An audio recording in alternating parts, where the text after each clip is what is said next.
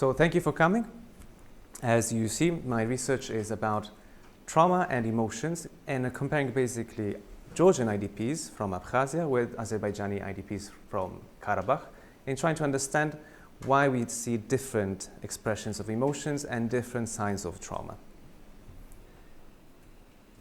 So let's start with a puzzle, which actually starts with a personal story. So I came to Azerbaijan the first time in 2015, and one thing I noticed is that the Karabakh issue was very felt by the population.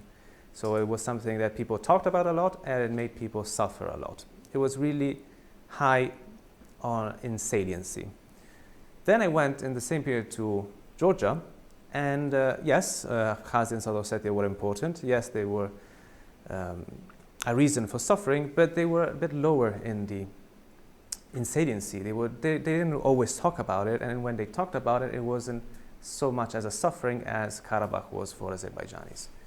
So this is how it started as an impression, but we also have some more objective data. So for example, from the Caucasus Barometer, measured in 2013, most Georgians would do business with both Abkhazians and Russians, while basically almost no Azerbaijanis would do business with Armenians. This is just to show you that there is both a more subjective impression and also more objective results. So of course I'm comparing two cases, but when you make a comparative analysis, you have to keep into consideration the differences between the two cases.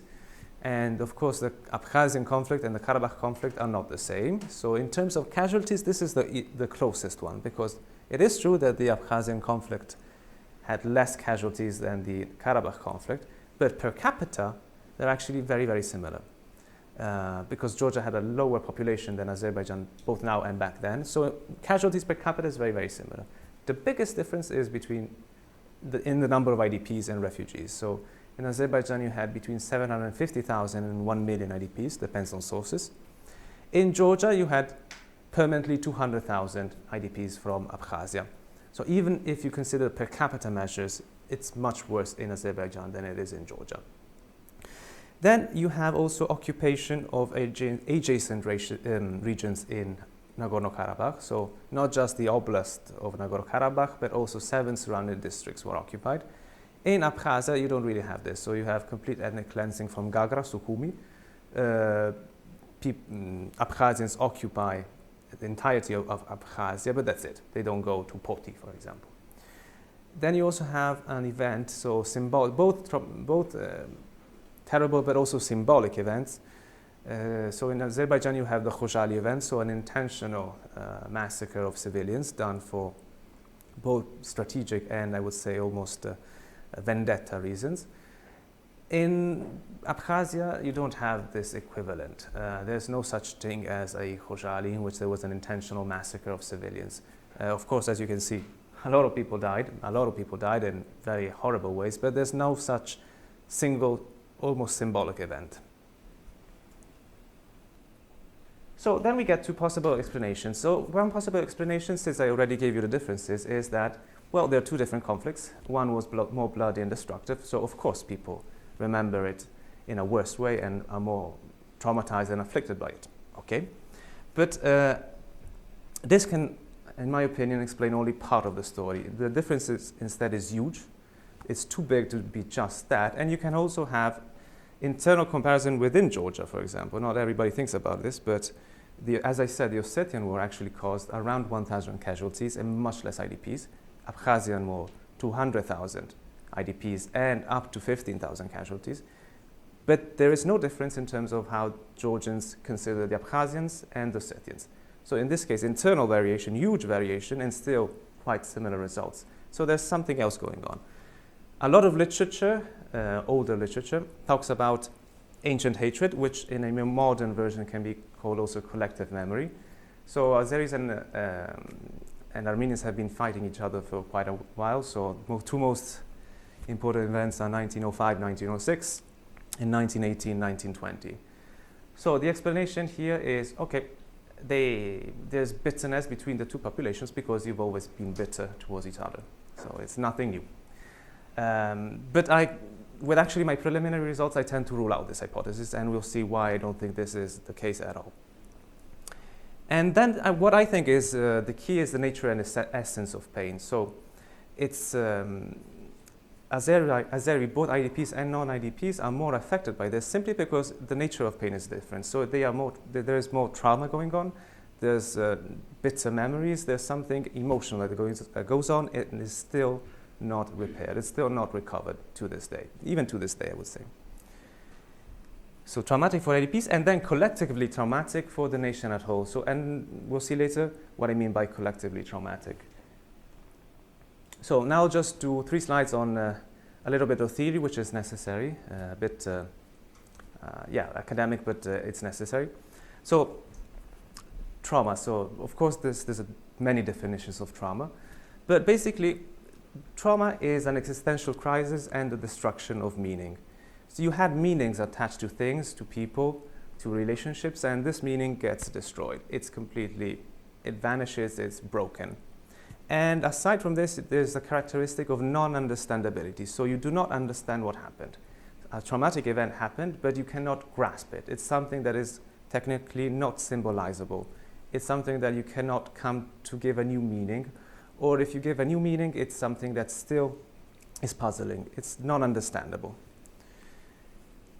Trauma can also have intergenerational aspects, which is interesting. So the kids of traumatized people can still be traumatized themselves. And then the last thing is, so cultural trauma. This is a slightly different concept.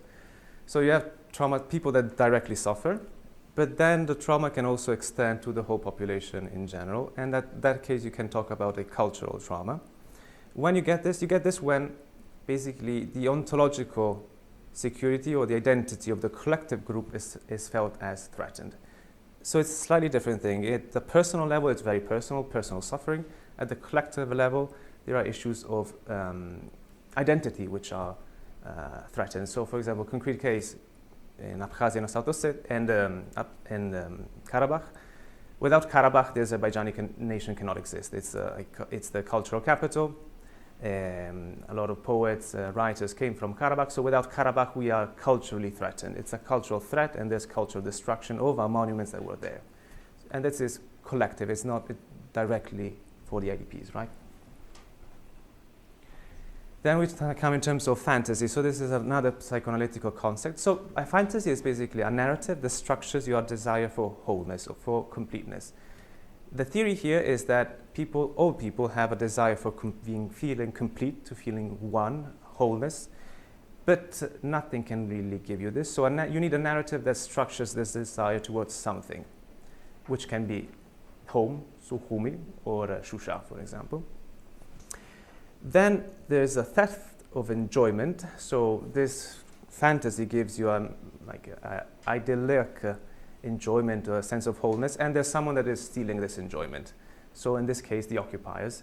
And this is painful because you should be enjoying this fantasy, and instead someone else is enjoying it in your place. Finally, while you struggle to get this complete enjoyment, you can have some partial enjoyment. So even the struggle towards this is something can give you pleasure. Emotions this is the most difficult to find a definition. Academically, there's no definition, no consensus on what an emotion is. So we all think we feel emotions, right? We can recognize an emotion, but academically it's interesting because there's no single definition. Generally, it's something that you feel, and within the discrete approach, it's called discrete approach, you recognize the emotion and it's about something. So you recognize, you have a feeling of it, you know it's there, and then it's about something. It's not just about anything. So a mood would be, for example, I'm happy about nothing. Instead, I'm angry at something.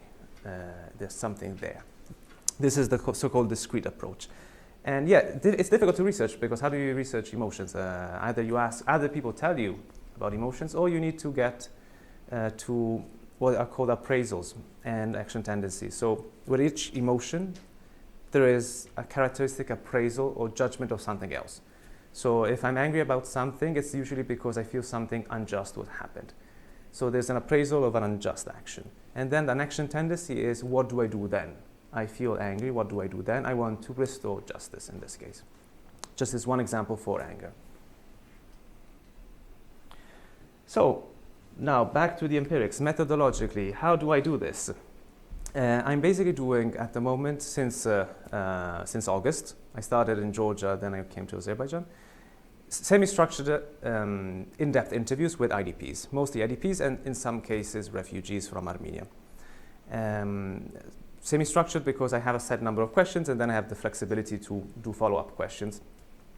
There are of course some issues here, so I'm learning both Azerbaijani and Georgian, but it takes time, especially to actually get to a speaking level, so not just the reading but to a speaking level. So of course there are some issues because not everybody speaks English. Sometimes it's not easy to actually find a translator. Sometimes people don't want to be interviewed. This I noticed. I do snowball sampling, so you start with one people, then introduces you to another people, and then goes on. The snowball at a certain point stops, so some people just don't want to do the interview. They don't feel comfortable. So there are some issues there in finding people. And then, of course, as in every interview, you're never fully sure as a researcher how open and relaxed people are. So you need to try to get the person to be relaxed, to be open. But of course, openness changes, sincerity changes. So you always have this risk of getting to something, but not everything in interviews. So let's get to the juice. So these are preliminary results. So I've been doing research since August. I will do research the entirety of next year, and maybe a little piece of the year even after that. So these are just preliminary results. And let's start with Azerbaijan since we are in Azerbaijan. So in terms of trauma, this is something that I find a lot, both in IDPs that suffered from the war and the kids that were born from IDP families but outside, not in Karabakh. So the non-understandability of things. So when I try to ask them, what do you think happened? Why do you think Armenians did this? Why did destruction, these massacres? They don't understand it. It's something that remains non-understandable, non-symbolizable. There is no explanation. So it's something that still is haunting, because if you have no answer to a question, that question just keeps on coming. And this is something very, very recurrent, and this is really a characteristic of trauma. So generally speaking, I would say that, yes, a lot of IDPs still today have, so I'm interviewing this year people, and still today they have the symptoms of trauma, so the non-understandability of what happened. Then, in some academic literature, people say, okay, there are also good memories. Not everything was always bad. Yes, people that lived in Karabakh also have good memories of Armenians if they had Armenian neighbors. Not everybody had Armenian neighbors. And they had genuine good memories. So when they recall the memories, they're genuinely good. But this, paradoxically, worsens the non-understandability of the thing. So they were our neighbors, they were our friends, they ate our bread, and then they did all of this. So paradoxically, it increases the non-understandability, the non-incapacity of symbolizing everything. It doesn't help people to have good memories. It seems to actually worsen the situation because it becomes even less understandable. So quite a paradox. In terms of emotions, the main emotions I see are anger. Some people say hate, not everybody. Most it's anger. Some people even say hate. A lot of people say humiliation, that they felt humiliated. Double way, what do I mean double way? Both by what happened, both what the Armenians did, and also at home, because a lot of people, not everybody, but a lot of people were actually initially rejected. So they confess of moments when the non-IDPs told them, why did you leave Karabakh? Why did you not fight? You are a coward, right? So there's a double humiliation actually here. So both from Armenians and from Azeri citizens themselves. And of course, a lot of sense of injustice. So this is really something that really pops out a lot, injustice. So this is really present. In terms of appraisals, people that have good memory don't have a completely negative appraisal of Armenians. The kids of IDPs tend to have a more drastic appraisal of Armenians, I have to say. And then there is the thing of also Russian culpability. So Russia is something that pops out a lot, actually. So there's a lot of people accuse also Russia. but still it was the Armenians that committed it, so the negative appraisal is mainly towards Armenians. Some also accuse the diaspora in Yerevan. Then I tried to ask also both to see if Azerbaijanis and Abkhazians have different, deeper sentiments. So I asked them if they feel emptiness when they think about Karabakh, and they were thinking before the war about Karabakh. Did they feel emptiness? If they felt a wound, so a cut, or they felt like something was taken from them, so like they're torn apart. I see mixed answers here. So there's not everybody says emptiness, not everybody says wound. It's really mixed. I don't have a pattern at the moment, and it's the same for Abkhazians actually. Finally, fantasies. So as fantasies, and the fantasy is very idyllic, it's almost very rural. So there's peace, there's no problem, there's family. And the meaning that I ask, what is the meaning of Karabakh for you? And they say home. This is something that almost everybody says. And this is almost the exclusive answer of IDPs. They say home, it's home. And interestingly, it's more about the village than Karabakh per se. So it's very, very personal. In the interviews, what comes out is that it's very, very personal. It's their displacement from their family and their home, which is Lachin, Kalbajar, a village of Jabrail, Shusha if they're from Shusha, but it's mostly very, very localized. And then we have, now that the Second Karabakh War happened and the territories were liberated, we have issues, okay, the fantasy has been reached in a way, right?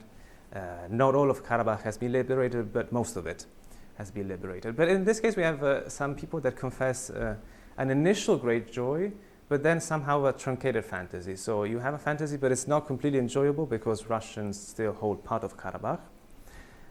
And then there's, now after the war, we know about how much destruction there is in both Karabakh and the adjacent regions. So it will take a lot of time to actually build stuff and to go live there. So it's not something that's going to be like this. It's going to take time.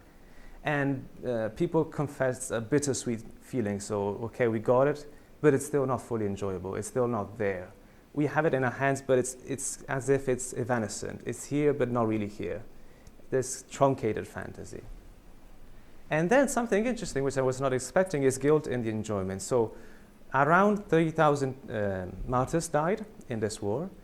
And a lot of people, not everybody, but a lot of people expressed guilt. So I didn't die. Other people died for me. So this, like 3,000 Azerbaijanis died for me, for my fantasy.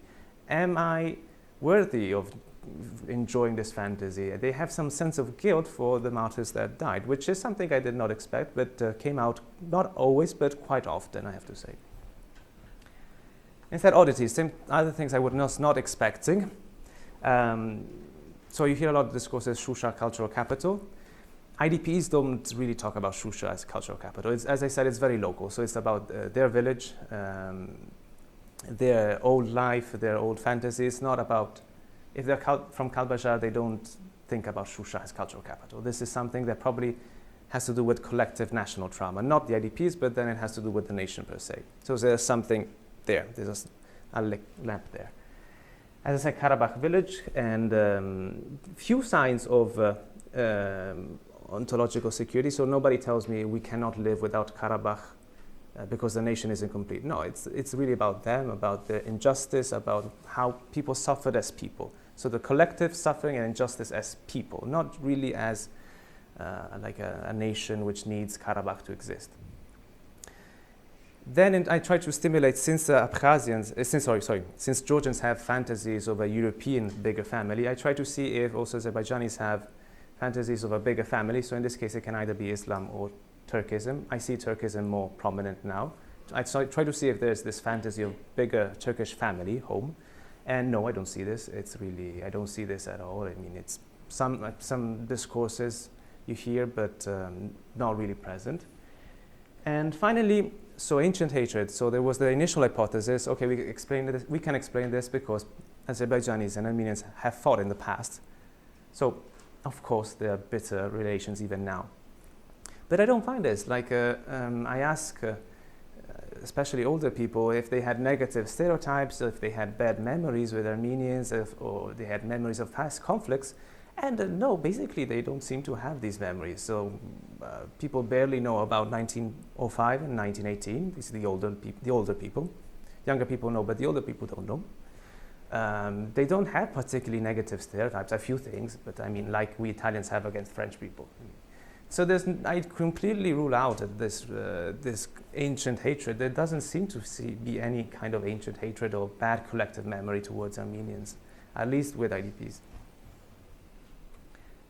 Georgia. So in Georgia, it's interesting. So we said that Azerbaijani IDPs have a hard time understanding the destruction and massacres. What happened? Why did it happen? Georgians have an easy answer, actually. So it was Russia. Simple answer. It was Russia.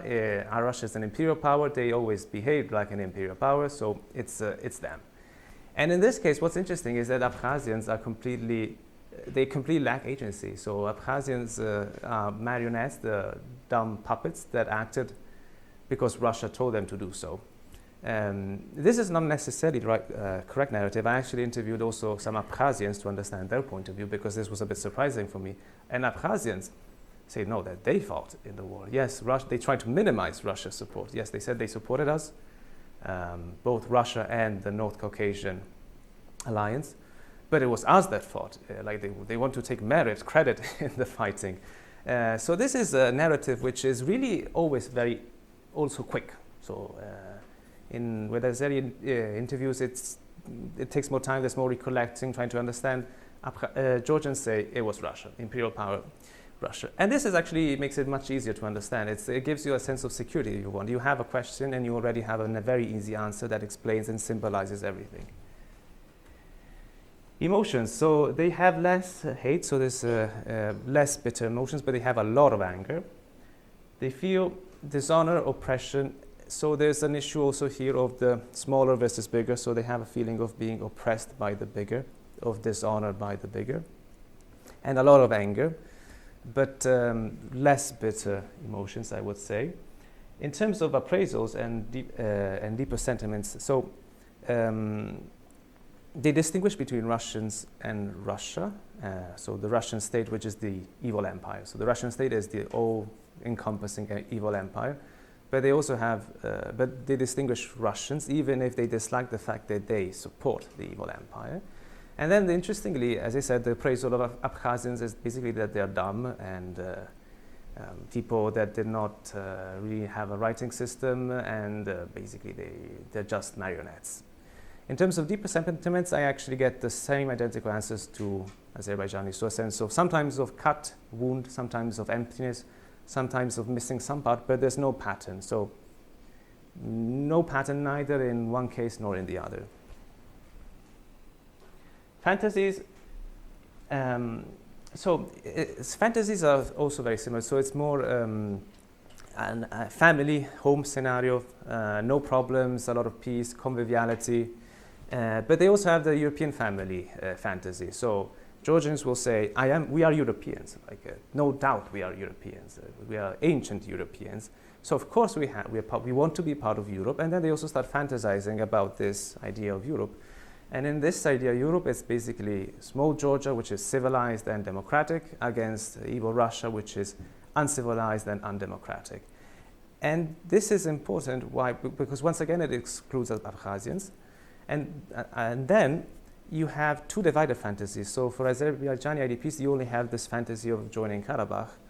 With the Georgian IDPs, you have double fantasy. So this actually directs in two directions the desires. So what you want to be, what you struggle to do, you have two directions. And this, of course, you cannot put all emphasis just on one fantasy, but you have the other fantasy.